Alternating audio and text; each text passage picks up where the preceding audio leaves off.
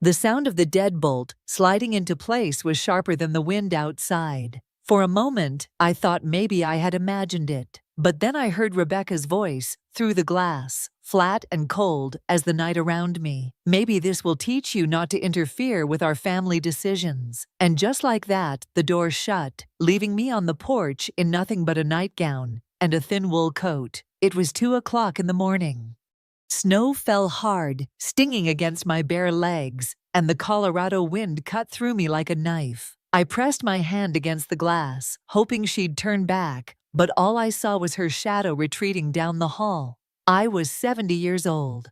My name is Dorothy Hayes, and in that moment, I realized my son's family, the people I had poured my heart, my time, and my money into, were willing to leave me freezing outside their home just to make a point. The cold sank into my bones, sharp and merciless.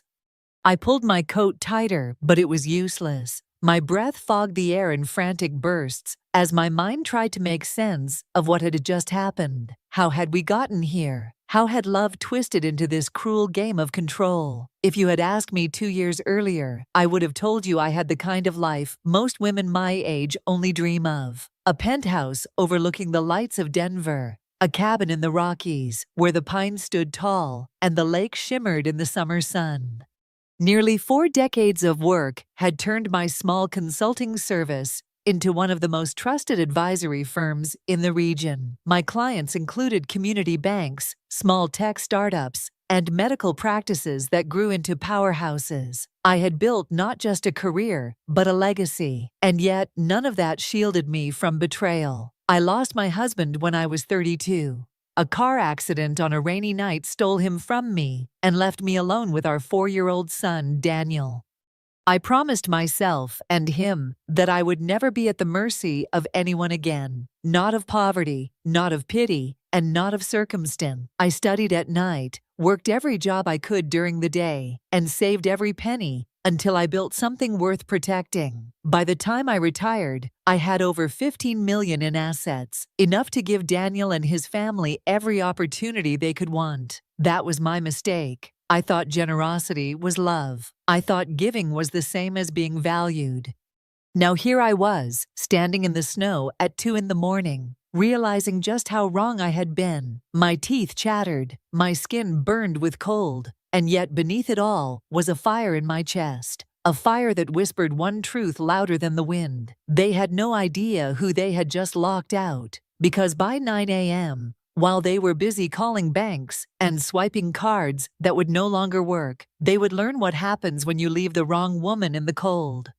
When the sun finally rose over the Denver skyline, I was already back in my own house. The drive home had been long, my body trembling from hours in the cold, but my mind was burning hotter than ever.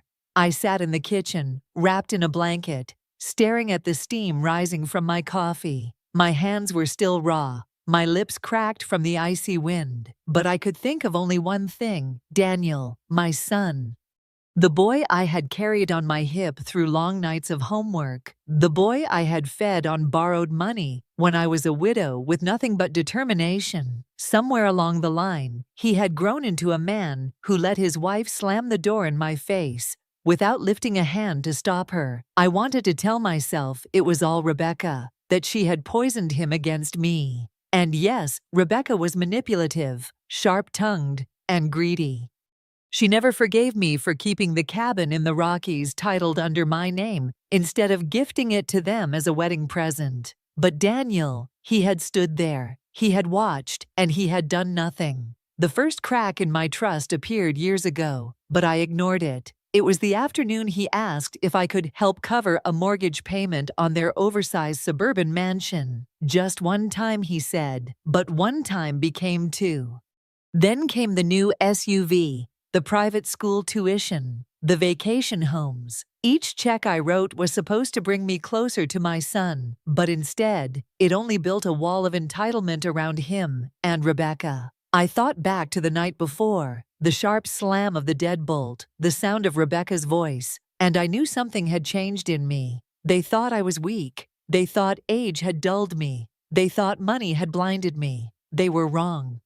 By the time the morning mail hit their doorstep, I had already called my attorney, a no-nonsense woman named Valerie Burns, who had been with me since the first days of my consulting firm. Valerie picked up on the first ring. "Dorothy, what happened?" she asked. She must have heard the strain in my voice. "They locked me out," I whispered. 2 in the morning. Snow, my own son. There was a pause, the kind of silence where someone decides which words will matter most. Then Valerie said, "Do you want to press charges, or do you want to press the point?" I closed my eyes, my breath steadying. "Neither. I want to make them feel what it's like to be left with nothing." By the time I hung up, the plan was already in motion. All joint accounts, all access cards, all credit lines tied to me or my name, frozen. Completely. And I wasn't finished, because Rebecca loved her status, her shopping sprees, her charity luncheons. She was about to find out how quickly power crumbles when the plastic in her purse turns useless. They had left me in the cold. Now I would let them see what cold truly felt like. It didn't take long. By the next afternoon, my phone started buzzing. Not with kind words, not with apologies, but with frantic calls. I ignored them. Instead, I sat at my window, looking out at the snow-covered street, the mug of tea in my hand warming the same fingers they'd left numb just hours before. The first voicemail was Rebecca's, her voice shrill and panicked. "Dorothy, something's wrong. My card was declined at the boutique. I know you handle the accounts. Call me back right now." I deleted it. An hour later, another message. This time, Daniel's voice, heavy and tight. "Mom, did you change something? My business card got declined at the gas station. I was humiliated. Please, just call me." I leaned back in my chair and let their words wash over me like background noise. They hadn't asked if I was okay. They hadn't asked if I'd survived the freezing night on their porch. No, their panic wasn't for me. It was for the money. By evening, the messages grew more desperate. "Mom, the mortgage draft bounced. What are you doing?" "Dorothy, I can't access our joint savings. This is serious." "Mom, answer your phone. Rebecca's crying. We can't pay for the kids' school trip." What are you trying to prove? What was I trying to prove?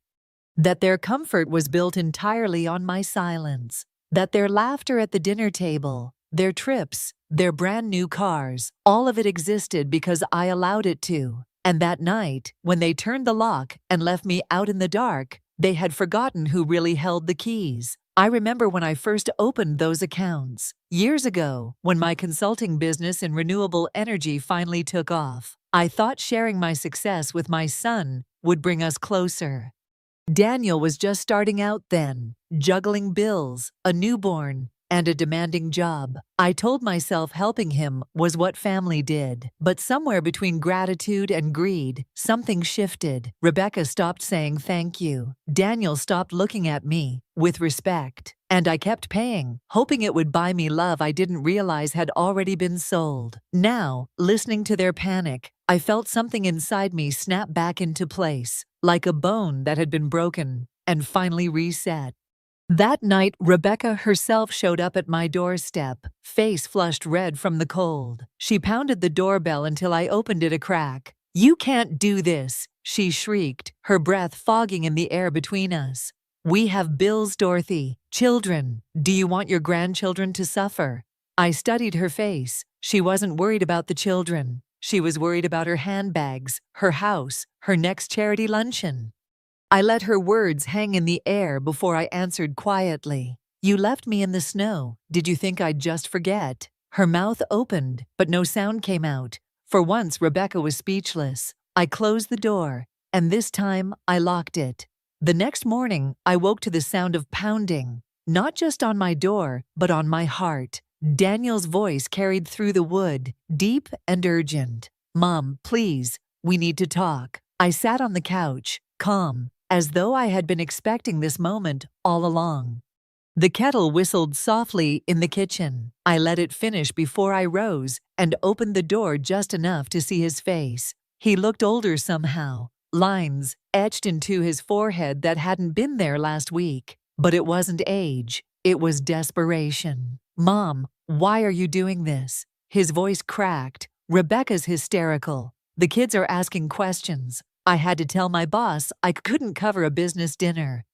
Do you know how humiliating that is? I leaned against the frame, my robe wrapped tight around me. Do you know how humiliating it is? I asked quietly. To be locked out of your own son's house like a beggar? He flinched. For a moment, the man in front of me wasn't my son at all, but a stranger. Someone who had chosen convenience over love. Mom, that was Rebecca's idea, he blurted, hands raised as if to surrender. She thought you'd understand. It was just one night. She didn't mean one night. My voice hardened. One night in the cold at my age could have killed me. You knew that, and you let it happen. His lips pressed into a thin line. For the first time, he couldn't look me in the eye. The silence stretched until I filled it. You've lived off my accounts for years, Daniel. Did you think I wouldn't notice?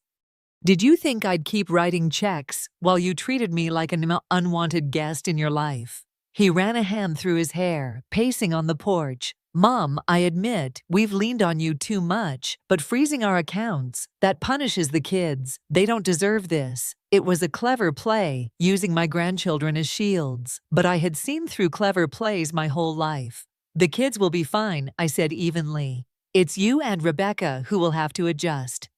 Maybe for the first time, you'll understand the value of money when it doesn't come from my hand. Daniel's jaw tightened. So what, you just cut us off? After everything? You're choosing money over family? That stung, because it was twisted backwards. For years I had chosen family over money. I had drained myself to make sure he never had to feel the sting of sacrifice. And now here he stood, accusing me of the very crime he committed. I'm not choosing money over family, I told him. My voice was calm, but there was steel beneath it. I'm choosing dignity, mine. His eyes flickered with something, regret maybe, or just the sudden realization that the ground beneath him was shifting. He opened his mouth to speak, but no words came. Finally, he stepped back, his breath fogging in the cold.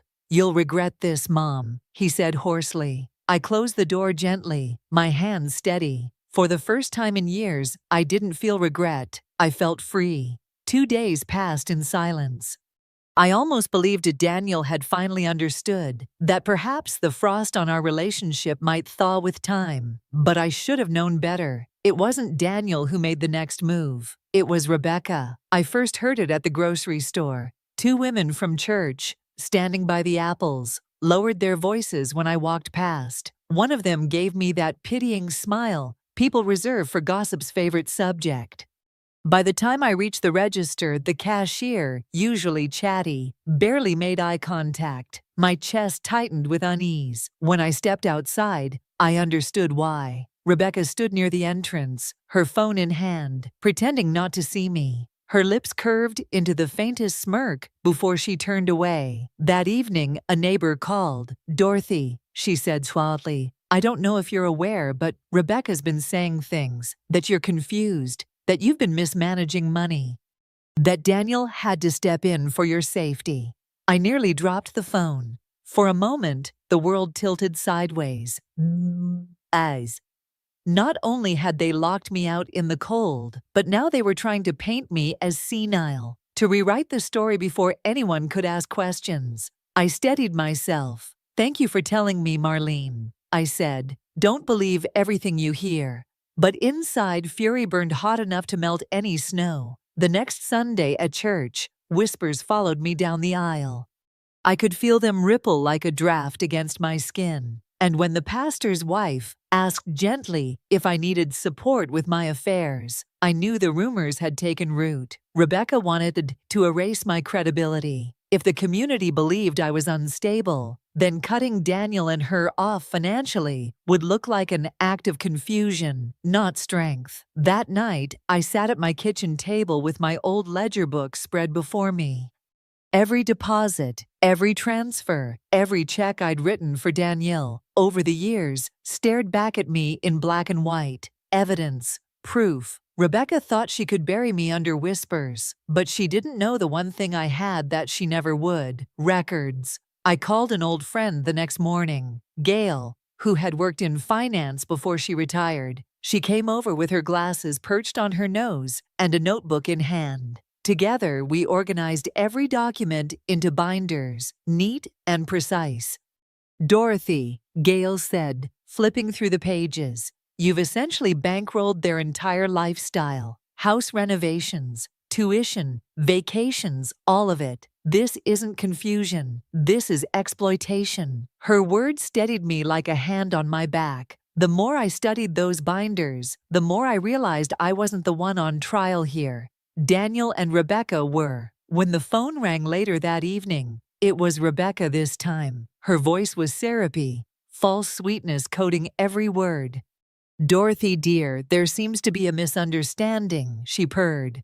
People are worried about you. If you'd just restore our accounts, we could clear this whole thing up. I almost laughed. She had shifted from arrogance to manipulation, from gossip to guilt, but my answer was steady, sharp. Rebecca, the only thing that will be cleared up is the truth, and I'll make sure of it. When I hung up, I realized something. They had tried to freeze me out.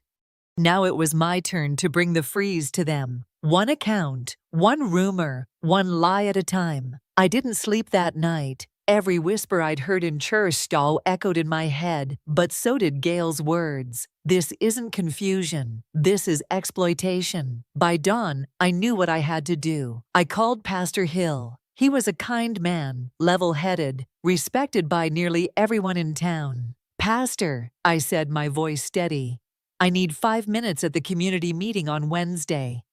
I have something important to clarify. There was a pause. Then he said gently, of course, Dorothy. I'll make the space. When Wednesday came, the fellowship hall buzzed with chatter and the smell of potluck casseroles. I wore my best winter coat and carried 2 leather-bound binders under my arm. Every eye turned as I walked to the front. Daniel and Rebecca sat near the back. Rebecca's arms were folded, chin lifted in smug defiance. Daniel's face was pale, his jaw tight.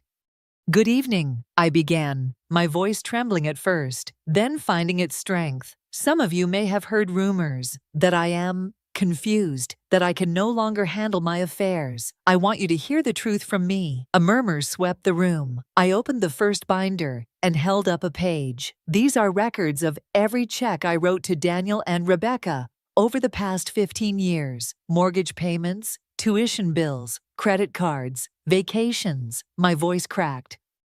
I helped because I believed family should look after each other. Rebecca's smile faltered. Daniel shifted uncomfortably. I flipped the binder open to a page marked in red. 2 weeks ago, after they locked me out in the snow, I made the decision to protect myself. I froze every account I control, not out of spite, out of necessity. The room fell silent, the air thick with disbelief. Since then, I continued. Rebecca has been telling people I am senile, that Daniel had to step in for my safety. But I assure you, I looked directly at them. My memory is sharper than ever. What I do not forget is betrayal. Silk. Gasps rippled through the crowd. Someone whispered, she was outside that night, in the snow. I closed the binder slowly. I will no longer be silent. I will no longer allow lies to define me. The accounts remain frozen until there is honesty, until there is repentance. When I stepped back, the silence cracked into murmurs, then outrage. A woman stood up. Marlene, my neighbor. I saw her that night, she said firmly. She was standing on the porch with no coat, banging on the door. All heads turned to Daniel. His face was ashen. Rebecca opened her mouth to speak, but nothing came out. The meeting ended in chaos. People swarmed around me, touching my arm, whispering words of support. For the first time in weeks, I felt warmth that had nothing to do with the fire in the hearth.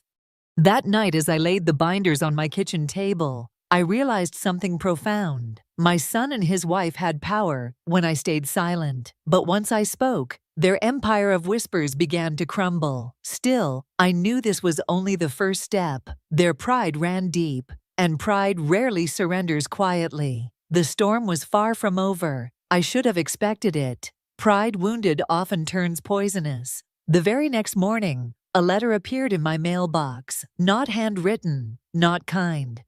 It bore the letterhead of a Denver law office. Dear Mrs. McCarthy, we represent Mr. and Mrs. Daniel McCarthy. They are concerned for your well-being and request an immediate guardianship hearing to determine your mental competence. My knees buckled. Guardianship. They were trying to have me declared unfit, to strip me of every right I still had. I called Gail, my lawyer, and she came straight away. This isn't just a threat, she said, scanning the papers. They've already filed. Court date is set for 3 weeks from now. I sat down hard. They want to take my life while I'm still breathing. But Gail's eyes gleamed with something fiery. Then we fight, and Dorothy, we fight with everything you've got. In the days that followed, whispers turned into war. Rebecca spread stories at the grocery store, telling people I was forgetting names. Confusing days. Daniel cornered the pastor after service, insisting I was being manipulated by outsiders. The cruelest cut came when I overheard my grandson Jacob talking with his friends in the yard. "Grandma's losing it," he said, his voice sharp with teenage cruelty. "Dad says she can't even pay her bills anymore." I went inside and closed the door before they saw the tears spill. But then something shifted. One night, as I was sorting through old documents, I found a file my late husband Harold had kept locked away. Inside was a letter, signed by him 15 years earlier, transferring full authority of a trust fund into my name. Not only was it still active, it held nearly $400,000, money Daniel had no idea even existed. My breath caught. Harold had written in his familiar, steady hand, "If anything ever happens, Dorothy will know what to do. Protect her at all costs." This does. For the first time, I smiled. A real unshaken smile. The court hearing came faster than I expected. The courtroom was packed. Rebecca in her sleek blazer, Daniel in his pressed suit, both looking so sure of themselves. They had witnesses lined up, neighbors, even Jacob, ready to claim I was slipping into confusion. But when the judge called my name, I stood straighter than I had in years. "Your Honor," I said, my voice clear, "I have evidence." Gail placed the trust documents on the table, the ink crisp against the cream paper. The judge flipped through, frowning, then looked at Daniel. "Did you know about this trust?" Daniel's fez drained of color. "No, she must be mistaken." But the judge cut him off. "The handwriting, notarization, and financial trail are clear. This proves not only competence but foresight." Gasps rippled through the courtroom. Rebecca's composure cracked. She's making this up," she hissed. But the judge was unmoved. "Mrs. McCarthy, you remain in full control of your estate." Petition denied. Daniel's fists clenched. Rebecca's eyes blazed. Their plan had collapsed in front of the entire town. As I walked out of the courtroom, I heard someone whisper behind me, "She's sharper than all of them put together." And for the first time in years, I believed it. But I also knew the fight wasn't over. Pride never dies easily. Something darker was still coming. I thought the courtroom would be the end of it. I thought Daniel and Rebecca would hang their heads, accept their defeat, and retreat quietly into their own lives. But arrogance never bows easily. 2 nights later, I awoke to the sound of footsteps outside my window. My heart pounded as I peeked through the curtains. It was Daniel, fumbling with something at the side door. I dialed 911 with shaking fingers. By the time the squad car's headlights cut across the lawn, he was already on the porch. Rebecca stood at the end of the driveway, arms crossed like a sentry. The officer escorted Daniel away, but not before he hissed, "You won't win, Mother. You think you're clever, but we'll make sure you end up with nothing." The next morning, I went straight to the bank. I had Harold's trust fund secured, but something inside me said that wasn't enough. I sat across from this banker, a young woman named Chloe with gentle eyes. "I want to freeze every account Daniel and Rebecca can access," I told her. She hesitated. "Are you sure, Mrs. McCarthy? These are joint accounts they've been using for years." "Yes," I said firmly. "They left me in the cold. It's time they learn what cold truly feels like." Within an hour, their credit cards, debit cards, and online transfers were locked. I walked out of that bank lighter than I had in decades. That night the phone rang. Rebecca's voice shrieked through the receiver. What did you do? At the grocery store, our card got declined. At the gas station, too. The banker said it was you. I let her words wash over me like the storm they were, then calm and steady. I said, maybe now you'll understand what it feels like to be left outside with nothing. Click. Silence. The following week, the whispers around town grew louder. Neighbors who once pitied me now crossed the street to pat my hand, whispering, "Good for you, Dorothy." Even the pastor, once swayed by Daniel's smooth words, stood at my door. "I owe you an apology," he said. "Truth always rises, doesn't it?" And then came the final twist. A letter in the mail, not from Daniel, not from Rebecca, but from Jacob, my grandson. It was scrawled in his messy teenage handwriting. "Grandma, I didn't know. Dad made me say those things in court. I was scared, Dad." When Mom's card got declined at the pharmacy, she screamed at the cashier, "I wanted to disappear. I'm sorry. I don't want to be like them. Please don't give up on me." Tears blurred the page. For all the bitterness, there was still something worth saving. So I wrote back, "You will always have a place here, but you must choose the kind of man you want to become. My door is open, not for their cruelty, but for your courage."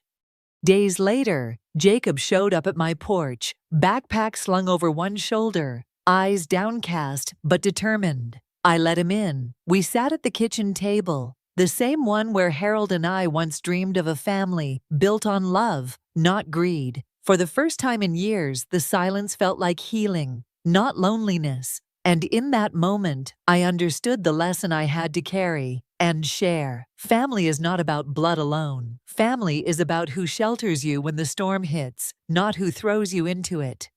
Sometimes the ones you raise will turn cold, but sometimes, just sometimes, one heart can thaw again. I lost a son and a daughter-in-law to pride, but I gained something greater, the strength to stand, the wisdom to guard what is mine, and the chance to guide a grandson who still had time to change. They left me outside in the cold, but in the end, I froze their cruelty, reclaimed my dignity, and found warmth where it mattered most. And I will never again apologize for protecting myself.